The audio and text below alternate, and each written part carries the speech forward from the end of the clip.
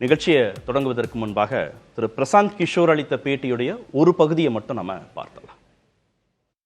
As things stand today, I think TVK doesn't need to.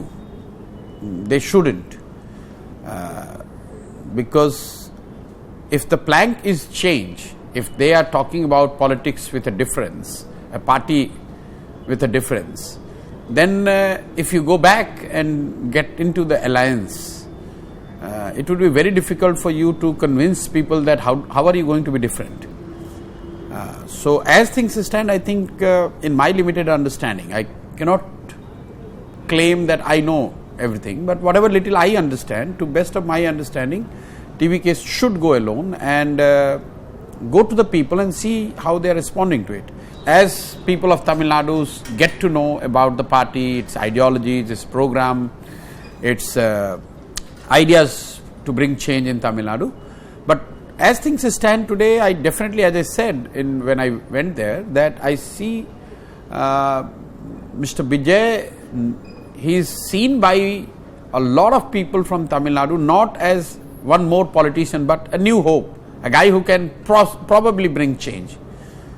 And that's why they shouldn't start by thinking about getting into any alliance. Thiru RK. Radhakrishnan, புதிய கட்சி ஏற்கனவே இருந்த இந்த கட்சிகளோடும் கூட்டணி போனா நம்பகத்தன்மையை இழந்துடும். ஆமா, அதனால தாவேகா தனித்து போட்டியிட வேண்டும், போட்டியிடும் அப்படின்னு அவர் சொல்றார். அது சரியான ஸ்ட்ராட்டஜி தானா அவர் சொல்றது? நிச்சயமா கிடையாது. அதாவது நான் அறிந்த தாவேகானுடைய பெரிய வீக்னஸ்ன்னு பார்த்தீங்கன்னா அதனுடைய கட்டமைப்பு தான். கட்டமைப்பில் அவர்களுக்கு பல இடங்களில் ஆட்கள் இருக்கிறார்கள், பல இடங்களில் ஆட்கள் கிடையாது. அது கரெக்டான ஆளா தப்பான ஆளா எல்லாம் நமக்கு இப்போ தெரியறதுக்கு வாய்ப்பே இல்லை. நமக்குன்னா தாவேகாவுக்கு தெரியறதுக்கு வாய்ப்பே கிடையாது. அப்போ இந்த ஒரு சூழ்நிலையில் நல்ல பலமான கட்டமைப்பு இருக்கின்ற ஒரு கட்சி தேவைப்படுது. அது திமுகவாக இருக்க முடியாது. அதுதான் அங்கே தான் அதிமுகவினுடைய ஒரு அவசியம் இவர்களுக்கு தேவைப்படுது. ஒன்றும் திமுக இல்லைன்னா அதிமுக, இவர்கள் ரெண்டு பேர் இதுதான் கூட்டணினா இப்படி தான் இருக்க வேண்டும். அப்போ இந்த ரெண்டு கட்சிகளில் ஒரு கட்சியினுடைய அந்த கட்டமைப்பு தேவைப்படுகிறது. அதிலிருந்து தான் பாடங்கள் கற்றுக்கொண்டு தான் இது அடுத்த ஒரு கட்சியாக பெரிய கட்சியாக வளர முடியும்.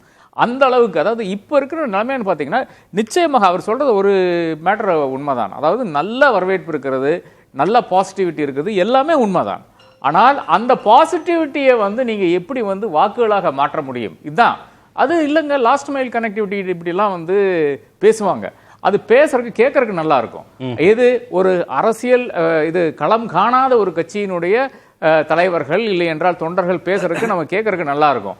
நமக்கு கூட அது அந்த அளவுக்கு தெரியாது. ஆனால் ஒரு அரசியல்வாதி உட்கார்ந்து அதனுடைய நுணுக்கங்கள் பார்க்கும்போது தான் எங்கெல்லாம் சாபட்டேஜ் வரும் என்று ஒரு பூத் லெவலில் இருக்கின்ற ஒரு ஏஜென்ட்ல இருந்து மேலே இருக்கின்ற பகுதி செயலாளர் இருந்து ஆரம்பித்து மாவட்ட செயலாளர் வர அனைவருக்கும் தெரியும் எங்கெங்கே செக் வைக்கணும்னு தெரியும்.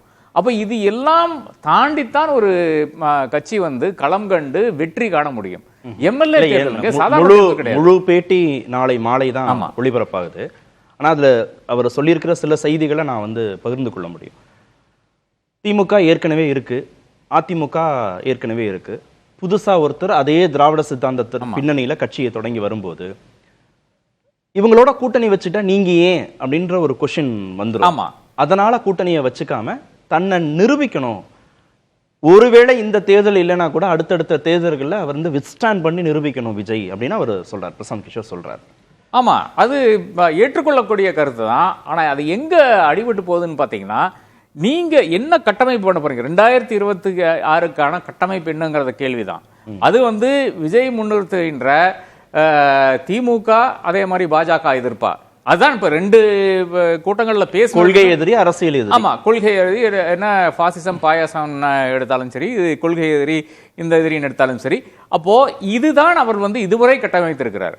அப்போ திமுகவை இங்கிருந்து அகற்றுவதுதான் முக்கியமான விஷயம் என்று அவரே நினைக்கிறார். அவரே அதுதான் அந்த ஒரு இதுல பாதையில தான் போய்கொண்டிருக்கிறார்கள். இதுல என்ன ஆகுதுன்னு பாத்தீங்கன்னா, அதிமுக மேல பெரிய விமர்சனம் கிடையாது. அது அவர் மேலே ஒரு விமர்சனம் இருக்கு. தவக்க மேலே ஒரு பெரிய விமர்சனம் இருக்கு. ஏன் நீங்க கிரிட்டிசைஸ் பண்ண மாட்டீங்கன்னு அந்த விமர்சனம் இருக்கிறது அதிமுக மேல. அப்போ அப்படி இவர் போகின்ற பாதையே இதைத்தான் இருக்கிறது.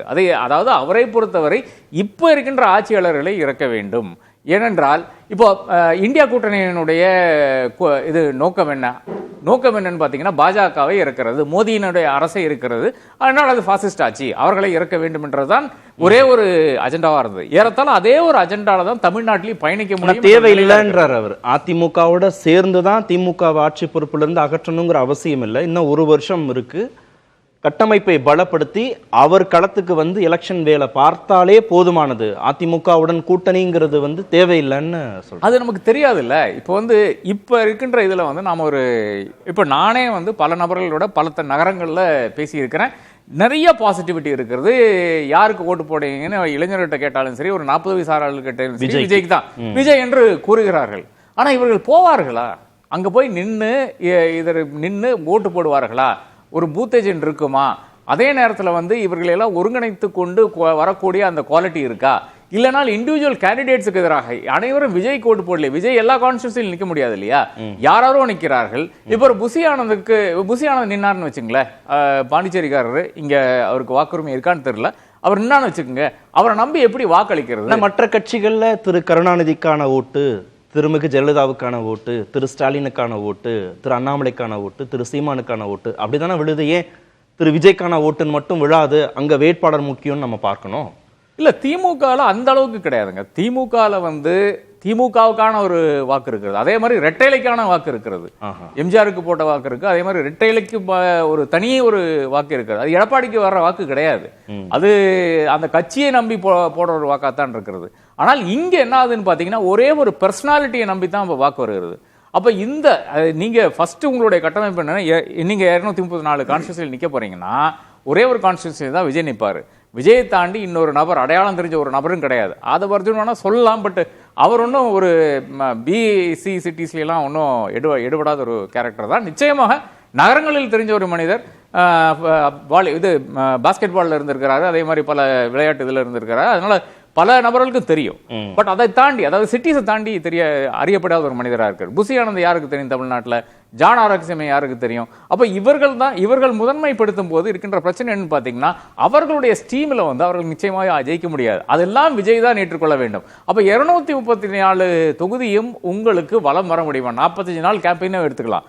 45 நாள்ல வந்து உங்களால் என்ன செய்ய இயலும் என்ற பிரச்சனை இருக்கு. தனியா போனீங்கன்னா கூட்டணி வச்சா கூட்டணி கட்சி இந்த வேலையெல்லாம் கொஞ்சம் பகிர்ந்துக்கும், அவங்களும் கொஞ்சம் பார்த்துப்பாங்க. அந்த கான்ஸ்டிடன்சிக்கு நீங்க போக வேண்டிய அவசியம் இல்லை, அதாவது உங்களுக்கு அந்த கட்டாயம் கிடையாது. போக வேண்டிய அவேகா வேட்பாளர்கள் நிறுத்தப்பட்டிருக்கிற இடத்துல மட்டும் கொஞ்சம் கூடுதல் கவனம் செலுத்தினா, கூடுதல் கவனம் நீங்க அதுல செலுத்த முடியுங்கிற. இப்போ உங்களுக்கு ஒரு 100 சீட்டோ 50 சீட்டோ 70 சீட்டோ உங்களுக்கு வந்து ஒரு கூட்டணியில வந்து மாற்று இவ்வளவு நிச்சயமாக நமக்கு தெரிகிறது. அதாவது ஒரு கூட்டணியில் இருந்தார் என்றால் சாதாரண கதியாக ஒரு மதிமுகவுக்கு ஒதுக்குற சீட்டோ பாமகவுக்கு ஒதுக்குற சீட்டோ தேமுதிக ஒதுக்குறதை விட ஒரு டபுள் மடங்கு வந்து உங்களுக்கு நிச்சயமாக விஜயனுடைய கட்சிக்கு ஒதுக்குவாங்கன்னு எனக்கு தெரியும். அப்ப அதுல மட்டும் நீங்க கான்சென்ட்ரேட் பண்ண போதும். அதுலயே இருக்கின்ற பிரச்சனைகளை நீங்க படித்து அறிந்து நீங்க வந்து அடுத்த ஒரு தேர்தலுக்கு நீங்க சந்திக்க முடியும். ஓகே.